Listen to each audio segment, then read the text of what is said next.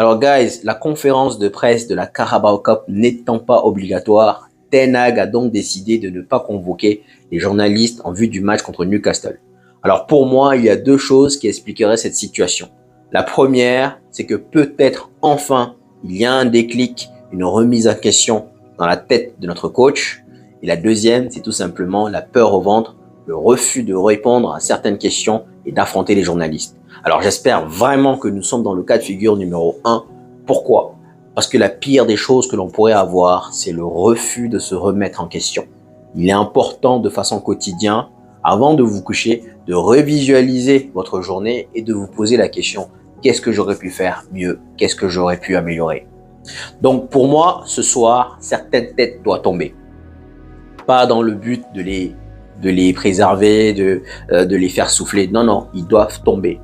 Il faut qu'il arrête le favoritisme, il faut qu'il arrête le crédit. Genre, je marque un but, je marque 2 buts et cela me donne le droit de jouer 6, 7, 8, 9, 10 matchs à Manchester United alors que je suis nul. Pour moi, ça, c'est scandaleux. Et ça, si on remonte l'année dernière, après le 7-0, j'attendais à ce que Ten Hag rase complètement le 11 et nous donne un nouveau 11. Parce que pour moi, c'est scandaleux que tu viennes prendre 7-0 et que derrière, tu puisses avoir la chance de te rattraper. Pour moi, ça, c'était une faute professionnelle. C'est vrai que oui, derrière, c'était le match contre Betis. Nous avons gagné 4-1. Il y a eu un sursaut d'orgueil. Mais pour moi, c'était une erreur. Il fallait enlever les 11 joueurs complètement et faire comprendre à tout le monde que si jamais vous revenez sur un terrain et que vous prenez 7, vous allez avoir de toutes les couleurs. C'est ce qu'il aurait dû faire. Donc, sincèrement, j'espère que ce soir, des têtes vont tomber. On va parler rapidement de Rashford. Après le derby, Rashford est sorti. Maintenant, je ne sais pas si c'est en vue de célébrer son anniversaire qui était le 31 octobre, hier, ou alors pour accompagner un ami. Quoi qu'il en soit, il est sorti après l'humiliation. Et pour moi, ça, je suis désolé, mais c'est scandaleux. C'est inacceptable. Maintenant, la question qu'il faut se poser, c'est: est-ce que Rashford n'est pas plus grand que le club? Si ma mémoire est bonne, Ole Gunnar avait critiqué Rashford en disant que Rashford devrait plus mettre l'accent sur son football, mettre la priorité sur son football et mettre de côté ses affaires extrasportives. Et 3 jours après, il y avait un match de Ligue des Champions et Ole Gunnar avait convoqué la presse avec Rashford. Il avait dit, je cite: avant que vous commenciez à poser vos questions, je tiens à m'excuser vis-à-vis de Rashford et sa famille. Sincèrement, à l'époque, ça m'avait choqué. Mais je me suis dit, bon, je vais passer outre. Mais là, quand je revois maintenant Ten Hag nous dire en conférence de presse que je vais aligner Rashford, quoi qu'il arrive, il y a un problème. Il y a des questions à se poser. C'est pas normal que Monsieur Rashford peut faire ce qu'il veut. Et le pire dans tout ça, moi je serais beaucoup moins indulgent, avec Rashford qu'avec les autres. Pourquoi? Parce que Rashford, c'est un enfant du club. C'est-à-dire que Bruno Fernandes, les autres joueurs, ils sont arrivés, ils ne connaissent pas la culture du club. L'ADN du club, ils ne l'ont pas. Enfin, je veux dire que Rashford devrait avoir plus cet ADN-là. Et tu viens, tu perds 3-0 à domicile à Old Trafford contre ton voisin. C'est-à-dire que les gens de la ville, ils vont devoir aller lundi matin au bureau et affronter les moqueries. Et toi, tu te permets de sortir. C'est scandaleux. Alors pour moi, j'attends de voir comment Ten Hag va gérer cette situation. Sincèrement. Déjà, moi je vous ai dit, moi je suis Ten Hag out. Mais j'attends vraiment de voir comment il va gérer cette situation. Est-ce qu'il va le recadrer? Est-ce qu'il va l'écarter? Est-ce qu'il va continuer à le titulariser? Quoi qu'il en soit, ce soir, il y a des têtes qui doivent tomber. Le favoritisme, on n'en veut pas. Et puis, pour moi, j'ai 3 joueurs en tête et je pense que vous les connaissez parfaitement. J'ai pas envie de voir ce soir. J'ai pas envie de voir Rashford. J'ai pas envie de voir Bruno. J'ai pas envie de voir McTominay. J'ai pas envie de voir Anthony non plus. Bien que je pense que celui-ci va jouer. Malheureusement.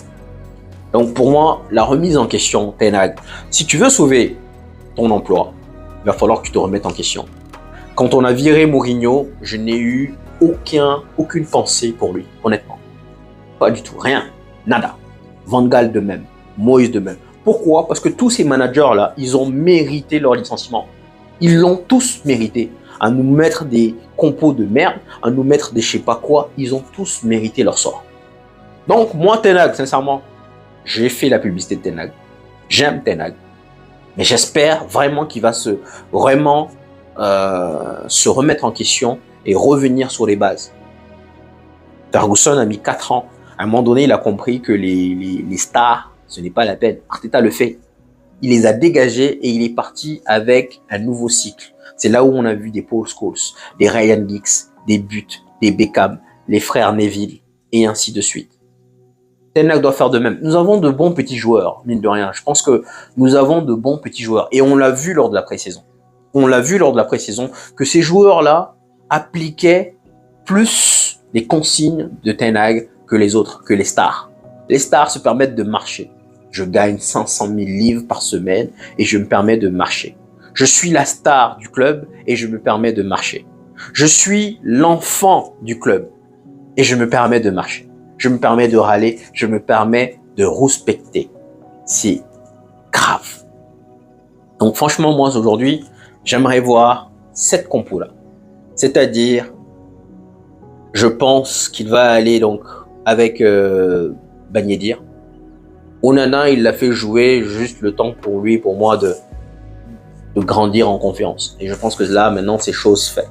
Donc je pense que maintenant, il est temps de faire tourner. Et je pense que Ben Yedder va probablement commencer.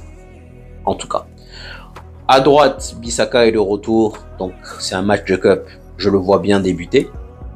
Ensuite, au milieu de terrain, enfin, défense centrale, Varane, Maguire. Les gars, j'aurais jamais cru que j'allais dire Maguire.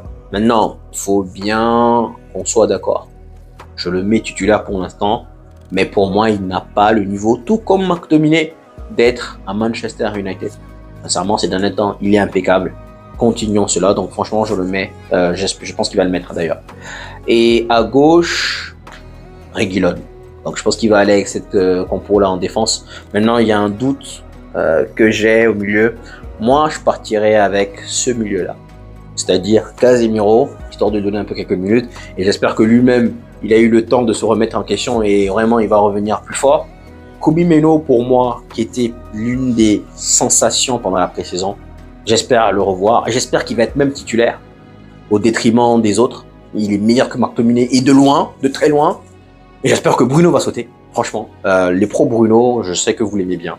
Mais Bruno ne fait rien. Il y a une stat que j'ai vue là récemment. C'est que à l'heure actuelle, en première ligue, le seul attaquant, enfin joueur à vocation offensive, à avoir marqué, c'est Rashford. Tous les autres, Højlund, Martial, Garnacho, Anthony, tout ça, ils n'ont rien. La première base, si on met de côté les statistiques, c'est de servir donc ces attaquants-là, chose que Bruno ne fait pas. Donc arrêtez de vivre dans le passé. Et je sais pas que pour le match de la Carabao Cup, moi-même le match de samedi contre Fulham, je le drop, chose qu'il ne fera pas. Mais alors je partirai avec Mount. Rashford, je le dégage. Je le dégage. Je le mets pas sur le banc, je le dégage. Parce que sincèrement, ça, j'ai pas du tout digéré. J'ai pas digéré. Moi, pendant que j'étais malade, psychologiquement, moralement, pendant 2-3 jours, monsieur se permet d'aller faire la fête. C'est-à-dire que moi, qui suis en train de jouer, qui gagne 500 000, qui est la star du club, je prends 3 € sur mon terrain et ça me fait ni chaud ni froid. C'est scandaleux. Alors je le dégage. Dégage Rashford. Je mets Garnacho. Je pense que Højlund a besoin de tourner, de souffler. Pas, lui, je le drop pas. Je pense que c'est un bon joueur. Je ne le drop pas. Je pense juste qu'il va falloir qu'il se repose. Donc, je fais jouer Martial. Et moi, j'aimerais aller avec Dalot. Sincèrement. Dalot, pour moi, Dalot, il est meilleur qu'Anthony. Tu as une paire Bissaka, Dalot. On a réglé notre côté droit. Parce que Dalot a des problèmes défensifs, Bissaka a des problèmes offensifs, tu mets les deux sur le même côté, ciao, on a réglé le problème. C'est mieux qu'Anthony, mais je pense que c'est Anthony qui va jouer. Donc voilà, maintenant Hannibal, peut-être aussi, bon, mais je pense qu'il va mettre quand même Anthony. Bon, voilà. J'ai mis Hannibal parce que je sais très bien qu'il ne mettra pas Dalot. Malheureusement, moi je partirai avec Dalot. Mais Anthony, j'ai pas envie de le voir non plus, sincèrement. Il n'apporte rien. Il y en a qui me disent, ouais, il apporte sa contribution défensive. Il y en a qui me disent, ouais, non, il étire le jeu, il écarte le jeu. Il ne fait rien. Regardez Anthony. Je sais exactement ce qu'il va faire. Il touche la balle, il regarde autour de lui, il fait son petit tour là. Il tourne autour de la ligne et il repasse en arrière. Il n'apporte rien. Rien. Moi, je veux vraiment pas le voir.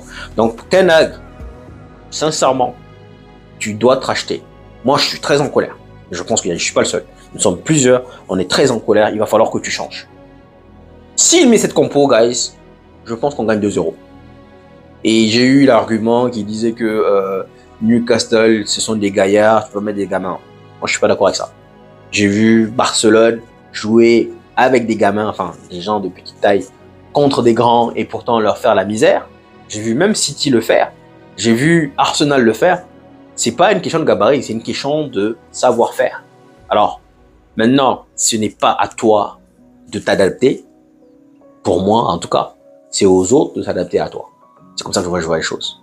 S'il met cette compo, on gagne 2-0. Mais, puisque Ten Hag, il est borné, et c'est la raison pour laquelle je suis Ten Hag out, il ne mettra pas cette compo. Il va probablement nous mettre un McTominay, un Bruno, ou un Rashford, ou un Anthony. L'un des 4 sera sur le terrain. Peut-être même 2, voire même 3, voire même 4. Ah. Ouais, bah là... Rire nerveux. Donc, guys, c'était le preview contre Newcastle. Il n'y a pas eu de conférence de presse. Espérons que monsieur a cogité.